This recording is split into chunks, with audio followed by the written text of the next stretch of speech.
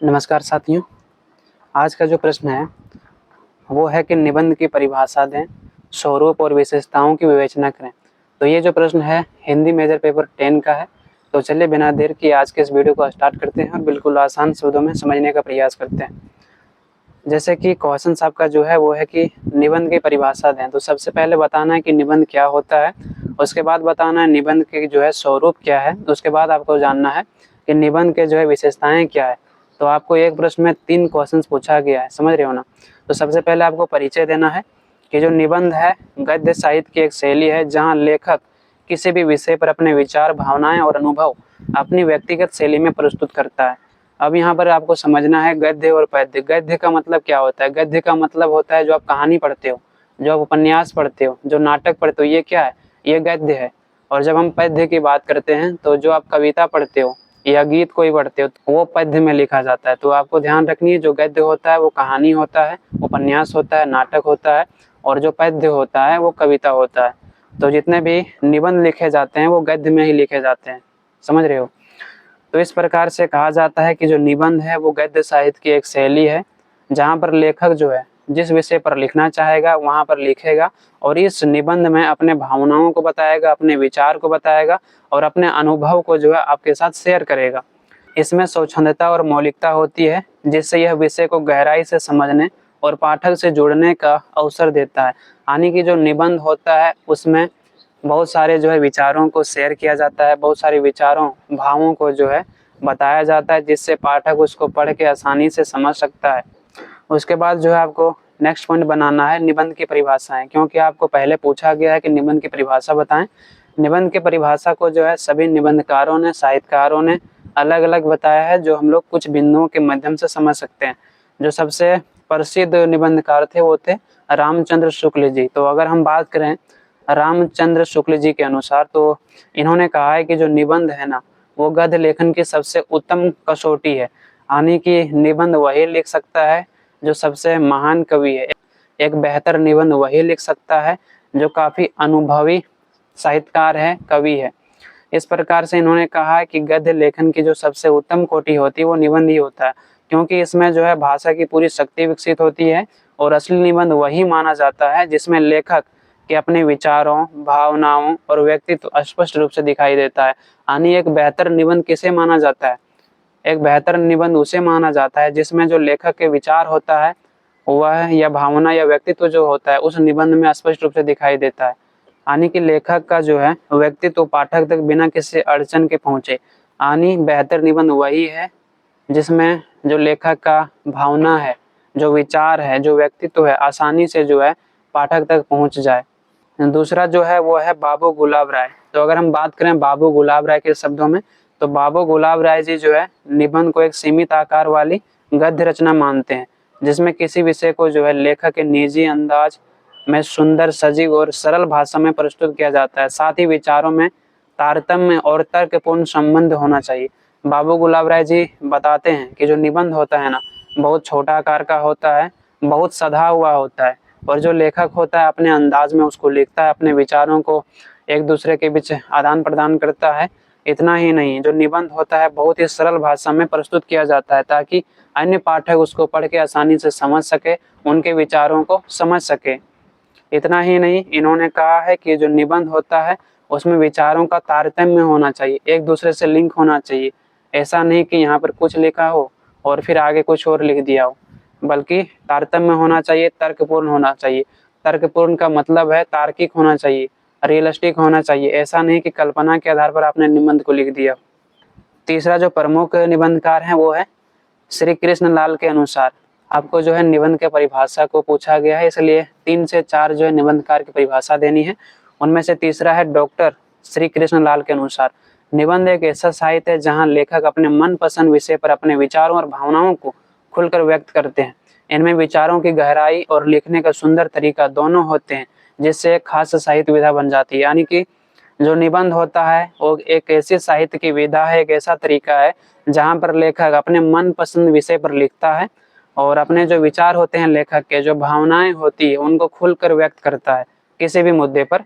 और इनमें विचारों की गहराई होती है जिसके कारण जो है जब कोई भी पाठक उसके निबंध को पढ़ता है तो उनके जो है जो भावनाएं होती है, जो विचार होती है, आसानी से समझ पाता है। चौथा हम लोग देख लेंगे, एक विदेशी निबंधकार ने क्या कहा है। तो हडसन के अनुसार किसी भी रचना को समझने के लिए उनके जो रचयिता है उनकी सोच और उनके चरित्र की विशेषताओं को जानना जरूरी है। यानी कि रचनाकार का जो व्यक्तित्व है और उसकी मानसिकता है वो उसके निबंध में झलकती है। यानी कि हडसन ने बताया है कि अगर हम रचना को समझना चाहते हैं, किसी भी रचना को, तो उसके जो साहित्यकार हैं, जो निबंधकार हैं, उनको समझना होगा कि उनका व्यक्तित्व कैसा है, उनका विचारधाराएं कैसी है। यहाँ तक इन्होंने बताया है कि जब तक हम उनके व्यक्तित्व और विचारधाराओं, उनके मानसिकताओं को नहीं समझ पाएंगे, तब तक जो है हम उनके निबंध को भी नहीं समझ पाएंगे। इसका मतलब ये है कि जब हम किसी के निबंध को पढ़ते हैं तो उसके निबंध को पढ़ने के बाद हमें उस साहित्यकार, उस निबंधकार के व्यक्तित्व के बारे में पता चल जाता है कि उनका व्यक्तित्व कैसा रहा होगा। उस निबंधकार के मानसिकता को पता चल जाता है कि उनकी मानसिकता कैसी रही होगी। तो ये सभी उनके निबंध में ही झलकती है। अब हम लोग जानते हैं निबंध के आखिर स्वरूप क्या है। तो निबंध गद्य साहित्य का एक ऐसा रूप है जहाँ लेखक किसी एक विषय पर अपने निजी विचारों, भावनाओं और अनुभवों को अपनी खास शैली में व्यक्त करता है। यह लेखक के व्यक्तित्व को दिखाता है और पाठक को विषय को गहराई से समझने में मदद करता है। यानी निबंध एक गद्य साहित्य का ऐसा रूप है जहाँ पर लेखक किसी भी विषय के बारे में लिखता है, अपने विचारों, अपने भावनाओं को व्यक्त करता है। जब पाठक उनको पढ़ता है तो उनके विचार और भावनाओं को आसानी से समझ पाता है। इतना ही नहीं, किसी भी निबंध में उस लेखक के जो व्यक्तित्व और उसके जो है विचारधाराएं पाठक को समझ में आती है कि उनके व्यक्तित्व और विचारधाराएं कैसी रही होगी। फर्स्ट यहाँ पर पॉइंट बनाना है व्यक्ति का अनुभव और सहजता। निबंध का सबसे खास पहलू यह है कि इसमें लेखक की अपनी सोच और भावनाएं खुलकर सामने आती है। यानी लेखक जो कहना चाहता है ना, वो अपने निबंध के माध्यम से खुलकर बता देता है।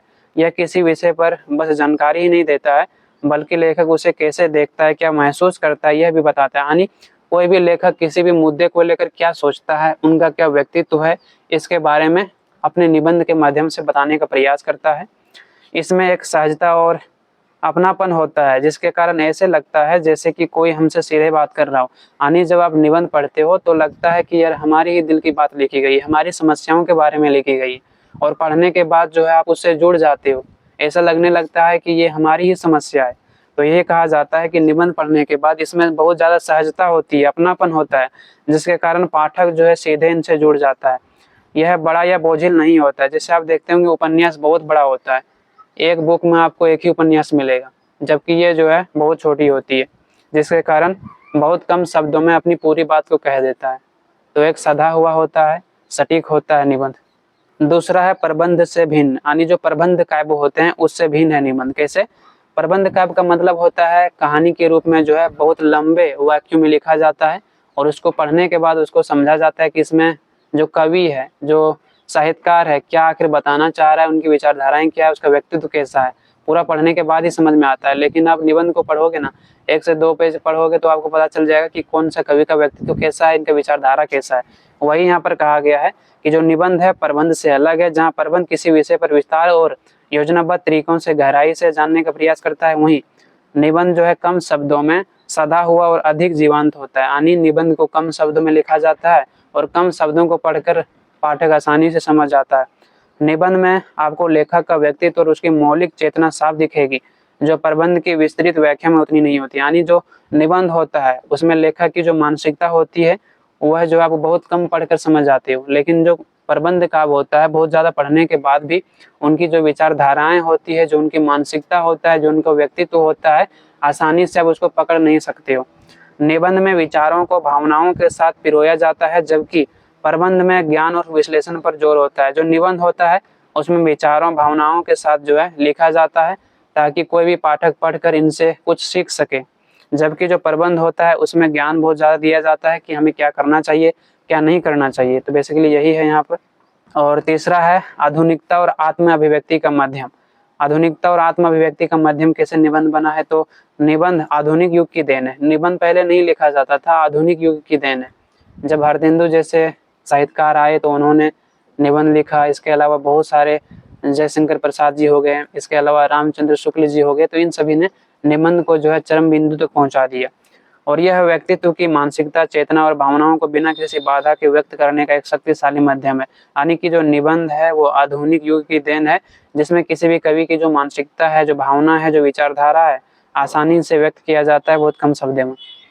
यह लेखक को अपने स्वतंत्रता, व्यक्तित्व और दृष्टिकोण को अपने तरीके से प्रस्तुत करने की आज़ादी देता है। यानी किसी भी लेखक को स्वतंत्र होकर अपने व्यक्तित्व को, अपने दृष्टिकोण को जो है प्रस्तुत करने का मौका मिलता है। किसमें? तो निबंध में। आचार्य रामचंद्र शुक्ल ने जो है ठीक ही कहा है कि अगर गद्य लेखक की पहचान है तो निबंध गद्य की कसौटी है, क्योंकि इसमें भाषा की पूरी शक्ति दिखती है। यह विचारों और आत्म प्रकाशन का एक प्रभावशाली रोचक तरीका है। इसका मतलब यह है कि रामचंद्र शुक्ल जी जो सबसे महान निबंधकार माने जाते हैं, उन्होंने ये कहा है कि निबंध की सबसे बड़ी शैली ये है कि कोई भी साहित्यकार, कोई भी निबंधकार निबंध में जो है अपने विचारों, अपने भावनाओं और अपने व्यक्तित्व को किस प्रकार से प्रस्तुत करता है। इन्होंने ये कहा है कि एक बेहतर निबंध वही है जिसमें किसी भी निबंधकार ने अपने भावनाओं, विचारों और व्यक्तित्व को सही ढंग से जो है प्रस्तुत किया हो। निबंध की विशेषताओं की बात करें तो पहला है व्यक्तिगत अभिव्यक्ति एवं संक्षिप्तता। निबंध का आकार छोटा होता है। संक्षिप्त मतलब क्या होता है? छोटा, जिसमें लेखक अपने व्यक्तित्व, अनुभवों और विचारों को स्वतंत्र रूप से व्यक्त करता है। जो निबंध होता है बहुत छोटा होता है, बहुत कम शब्दों में लिखा होता है, लेकिन उतने में ही जो है लेखक अपने व्यक्तित्व और अनुभव और विचार को जो व्यक्त कर देता है। यह किसी भी विषय पर लेखक की निजी शैली में ढला होता है। जैसे कि जेबी प्रोस्टल कहते हैं, निबंधकार विषय को अपने ढंग से गढ़ता है। यानी कि निबंध जो होता है लेखक अपनी निजी शैली से लिखता है, और वही एक जो है जेबी प्रोस्टल, इनका मानना है कि निबंधकार विषय को अपने ढंग से समझता है, उसको फिर लिखता है। दूसरा है रोचक संवादात्मक शैली यानी संवाद। निबंध एक मधुर वार्तालाप की तरह होता है जहां लेखक पाठक से सीधा जुड़ाव स्थापित करता है। संवाद करने का मतलब क्या होता है? बातचीत करना। यानी कि निबंध ऐसा लिखा जाता है जब पाठक उसको पढ़ता है तो लगता है कि जो है आमने सामने से बात हो रही है। इसकी भाषा में भावनात्मक गहराई और चतुराईपूर्ण अभिव्यक्ति होती है जो पाठक को प्रभावित करती है। यानी इसकी जो भाषा होती है ना, बड़ा सरल होता है, सधा हुआ होता है, जिसके कारण जो है आसानी से पाठक के हृदय में जाकर बस जाती है। W.E. विलियम्स के अनुसार यह विचारक की भूमिका में एक छोटी गद्य रचना है। यानी कि जो निबंध एक छोटी गद्य रचना के रूप में माना जाता है जिसमें अपने विचारों, अनुभवों और व्यक्तित्व को प्रस्तुत किया जाता है। और अंत में आधुनिक प्रासंगिकता। आज निबंध की संक्षिप्तता ही उसकी ताकत है। यह त्वरित अभिव्यक्ति और तत्काल प्रभाव के आधुनिक युग की मांग को पूरा करता है। जिस प्रकार से लघु कथा ने महाकाव्य का स्थान लिया, उसी तरह निबंध बड़े प्रबंधों के विकल्प के रूप में लोकप्रिय हुआ। यानी कि आज के समय में निबंध ही जो है बहुत कम शब्दों में अपने विचारों और भावनाओं को व्यक्त कर पाता है। पहले जो है किसी भी चीज को जानने के लिए, समझने के लिए बहुत बड़े बड़े महाकाव्य पढ़ने पड़ते थे, बहुत बड़े बड़े उपन्यास पढ़ने पड़ते थे, लेकिन अभी बहुत कम शब्दों में जो है हम उसको पढ़ के कवि के विचारधारा, अनुभव और उनके व्यक्तित्व को आसानी से समझ पाते हैं। और अंत में निष्कर्ष देना है, निबंध लेखक की जो है मौलिकता को उजागर करते हुए पाठक से भावनात्मक स्तर पर जुड़ता है, जिसके कारण आचार्य शुक्ल जी इसे गद्य की कसौटी मानते हैं। तो इस प्रकार से यहाँ पर समाप्त होता है। साथ ही हमने जो है हिंदी मेजर पेपर 10 के कुछ VVI क्वेश्चन बताया था, और ये भी कहा था कि ये सारे क्वेश्चन आने की पूरी संभावना है। पहला आज आपका हो गया, बाकी के 6 क्वेश्चन बच गए जो काफ़ी इंपॉर्टेंट है, और बहुत जल्द इसका वीडियो आने वाला है। आप सभी से एक ही रिक्वेस्ट है कि अधिक से अधिक लोगों तक शेयर करें ताकि उनकी भी सहायता हो सके। आपने अगर अभी तक सब्सक्राइब नहीं किया है तो प्लीज़ ज़रूर कर लें, इससे हमें मोटिवेशन मिलता है, मैं आप लोगों के लिए जो बेस्ट से बेस्ट कंटेंट लिख पाता हूँ। आज के लिए इतना ही। आप लोगों से बहुत जल्द मिलते हैं नेक्स्ट वीडियो में। धन्यवाद।